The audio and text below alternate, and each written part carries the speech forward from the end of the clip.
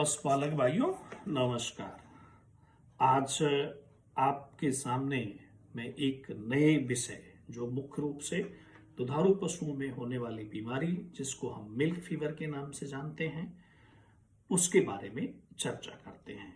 तो हम प्रमुख बातों पर बात करेंगे। इसमें मुख्य रूप से ये बीमारी दुधारू पशुओं में मादा पशुओं में होने वाली बीमारी है।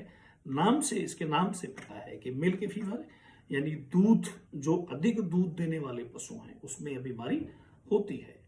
और यह बीमारी मुख्य रूप से पशु के बच्चा देने के बाद तुरंत बाद 12 घंटे के अंदर, 24 घंटे के अंदर, 48 घंटे के अंदर या 72 घंटे के अंदर सामान्य रूप से बीमारी होती है। इस बीमारी का कारण, हम अगर कारण की बात करते हैं तो कारण मुख्य रूप से अत्यधिक दुधारू पशु जो अत्यधिक, चाहे गायें हैं भैंसे हैं, जो अधिक मात्रा में दूध देती हैं, जो पशुपालक भाई एक साथ दूध निकाल देते हैं। और पशु में अगर उसमें, चूंकि यह बीमारी जैसा मिल्क फीवर की बात कर रहे हैं हम, तो ये एक उपापचयी बीमारी है। यानी उसके शरीर में, पशु के शरीर में अगर उसके रक्त के नमूने में कैल्शियम की मात्रा कम हो जाएगी तो इस बीमारी की संभावना हो जाती है। अब कैल्शियम की मात्रा सामान्य रूप से कितनी पाई जाती है? 8 से 10 ml जो कैल्शियम होता है इस पशु में 8 से, जो पशु है हमारा जो इस बीमारी से ग्रसित हो रहा है उसमें कैल्शियम की मात्रा जो होती है सामान्य रूप से होती है 8 से 10 मिलीग्राम पर 100 ml। और यानी 8 से 10 मिलीग्राम कैल्शियम पर 100 मिलीलीटर उसके पशु के रक्त में पाया जाएगा। अगर ये इस बीमारी होने की दशा में 3 से 6 मिलीग्राम पर 100 मिलीलीटर ब्लड में इसकी मात्रा कैल्शियम की घट करके रह जाती है। यानी 8 से 10 मिलीग्राम पर 100 ml से अगर रक्त नमूने में 3 से 6 मिलीलीटर की मात्रा आ जाए तो इस बीमारी की संभावना बिल्कुल बन जाती है, बीमारी हो जाती है। और एक बात और आप ध्यान रखिए, अगर उसके रक्त के नमूने में हम लोग अगर प्रयोगशाला परीक्षण करवा लें, रक्त के नमूने में अगर 5 मिलीग्राम पर 100 मिलीलीटर से कम मात्रा उसके ब्लड में पाई जाती है, उसके ब्लड में यानी 100 ml ब्लड में 5 मिलीग्राम कैल्शियम से कम मात्रा पाई जाती है तो पशु में यह बीमारी हो जाती है।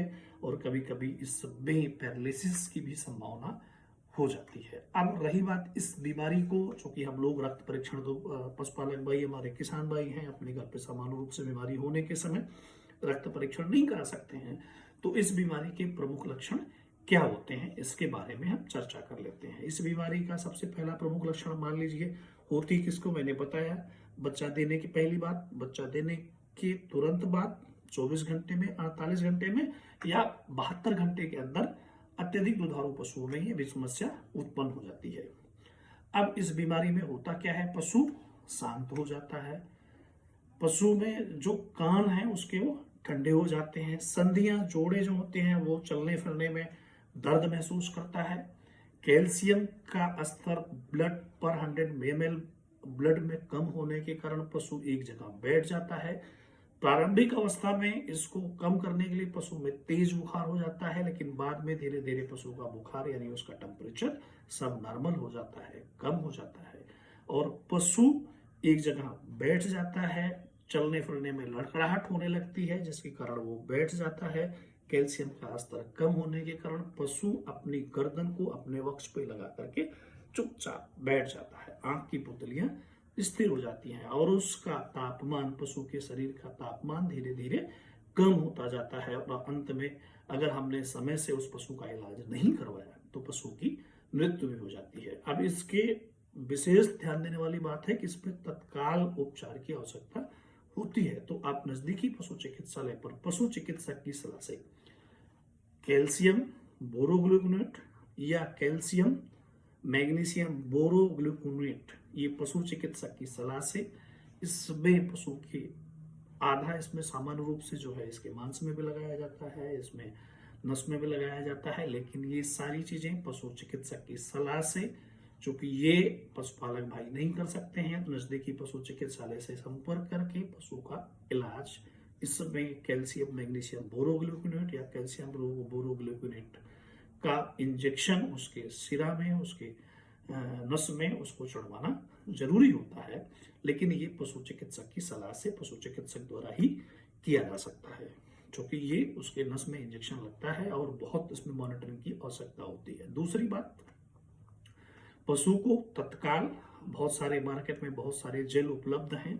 300 ml की एक सीसी ला करके किसी भी, जो बहुत सारे जो 300 ml में उपलब्ध हैं, 500 ml उपलब्ध हैं, यानी मिनिमम 300 ml ऑर्गेनिक या इनऑर्गेनिक जेल, उसको यानी कैल्शियम के जेल हैं, इनको पिलाने से पशु को लाभ मिल जाता है। अगर पशु लेटा नहीं है तो, लेटरल रिकम्बेंसी में नहीं चला गया है, तो इस बीमारी में पशु के पेट में भी दर्द होने लगता है, पेशाब करना पशु बंद कर देते हैं, पशु का गोबर रुक जाता है, पशु की पेशाब रुक जाती है, यानी जहां जहां कैल्शियम की जरूरत पड़ती है सारे अंग धीरे धीरे फेल होने लगते हैं। इसलिए इस बीमारी खतरनाक होती है, घातक होती है, तत्काल आपको इलाज की आवश्यकता है। अब इसमें सावधानी क्या रखनी है? एक तो पशु के खान पान पे अत्यधिक ध्यान देना चाहिए। जो हमारे पशु हैं, गाभिन पशु हैं, बच्चा देने का समय नजदीक आ रहा है, तो उनके खान पान पर विशेष ध्यान दें।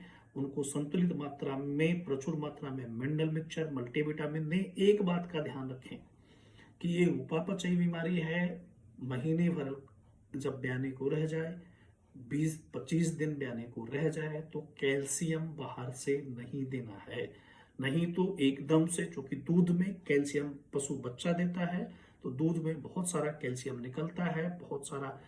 तो कभी कभी होता क्या है कि जब अगर आप बाहर से पशु को कैल्शियम दे रहे हैं, तो पशु के शरीर में कैल्शियम का बनना कम हो जाता है, निकलना कम हो जाता है, जिसके कारण ये बीमारी बन जाती है। तो ध्यान रखिए, 20 से 25 दिन रह जाए, महीने भर रह जाए, तो आपको कैल्शियम धीरे धीरे बिल्कुल बंद कर देना है, नहीं देना। ब्याने के तुरंत बाद पशु को कैल्शियम का कोई भी सिरप, जेल पिलाना लाभदायक होता है। दूसरी महत्वपूर्ण बात, अगर आपका अत्यधिक दुधारू पशु है तो उसमें दूध धीरे धीरे करके 3-4, एकदम से सारा दूध मत निकाल लीजिए। दिन भर में जितना भी दूध दे रही है उसको 3 से 4 बार में निकालिए, जिससे उस आपके 72 घंटे तक, जिससे आपके पशु का कैल्शियम बिल्कुल नीचे लेवल पे, यानी 3 से 6 मिलीग्राम पर 100 ml ब्लड ना ले पाए और कैल्शियम कम ना होने पाए, जिसके कारण आप इस बीमारी से पशु को बचा सकते हैं।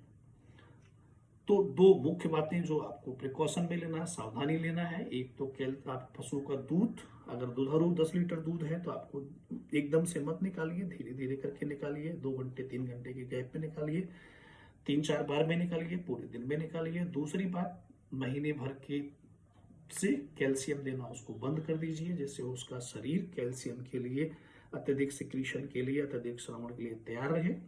और तीसरी महत्वपूर्ण बात, पशु के खान पान पर विशेष ध्यान दीजिए और उस बीमारी का तुरंत इलाज कराइए। धन्यवाद।